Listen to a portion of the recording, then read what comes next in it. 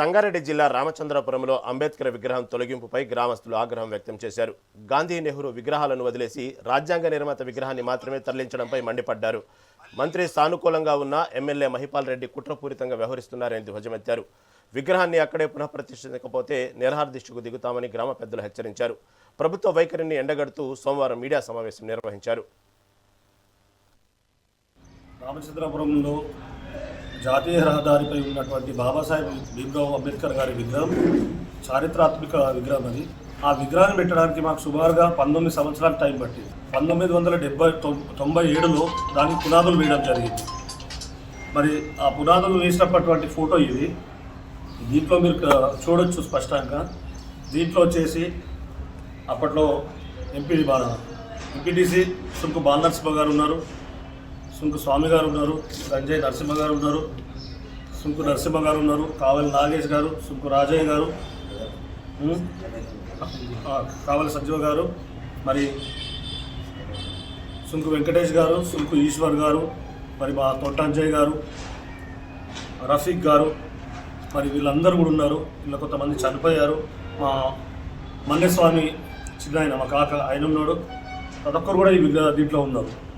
మరి ఇట్లాంటి విగ్రహాన్ని మేము 2016లో చాలా ఘనంగా దాన్ని ఆవిష్కరించడం జరిగింది. అప్పట్లో దీనికి ముఖ్య అతిథిగా గౌరవ్ గద్దర్ గారు ఇచ్చేయడం జరిగింది. మరి దీని వెనకాల ఇప్పుడు ఉన్నటువంటి డివిజనల్ ఇంజనీర్ శ్రీధర్ గారి పాత్ర చాలా ఇంపార్టెంట్ పాత్ర పోషించడం జరిగింది. విగ్రహం స్థాపించడం వెనకాల 97లో ఈ కార్యక్రమం జరుగుతున్నప్పుడు నేను ఒక 5 నిమిషాలు లేట్ అయినా. నేను ఫోటోలు లేను కానీ 5 నిమిషాలు లేట్ అయినా. ఇది కేవలం హిందీ రామచంద్రపురం కాశీపల్లి గ్రామస్తులు తప్ప మధ్యలో ఇవ్వలేరు. ఈ కార్యక్రమం చేసిన తర్వాత అందరినీ బహుజనులను ఒక ఎస్సీ, నాట్ ఎస్సీ, బీసీలు, ఎస్సీలు, మైనార్టీలు అందరినీ కలుపుకొని మేము ఈ ఫండ్ అయితే వసూలు చేసినామో ఏ ఒక్క రెడ్డి దగ్గర మేము డబ్బులు తీసుకోలేము. ఇస్తున్నామా వద్దన్నాం. ఇక్కడ సర్పంచ్ ఉండే ఆయన రాజశేఖర రెడ్డి గారు వచ్చి డబ్బులు ఇస్తుంటే నేను ఆ రోజు అన్న, మీ డబ్బులు ఇలాంటి డబ్బులు రేపు రూపాయి ఇచ్చి మీరు బయట చెప్పుకుంటారు, మేము బావసాహెబ్ బిడ్డలము, మేము ఇచ్చేవాళ్ళుగా ఉంటాం కాబట్టి మీ డబ్బు వద్దన్నా అని చెప్తే ఆయన కొద్దిగా బాధపడ్డాడు.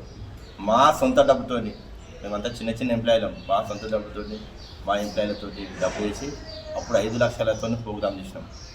ఆ ప్రోగ్రాంకు ప్రజాయుద్ధ గద్దరు వచ్చిండు.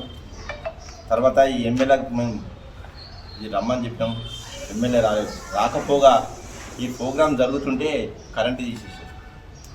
మేము ముందు ఆలోచనతోనే జనరేటర్ తెచ్చుకొని మేము ఆ జనరేటర్తోని ప్రోగ్రాం కంటిన్యూ చేసాం.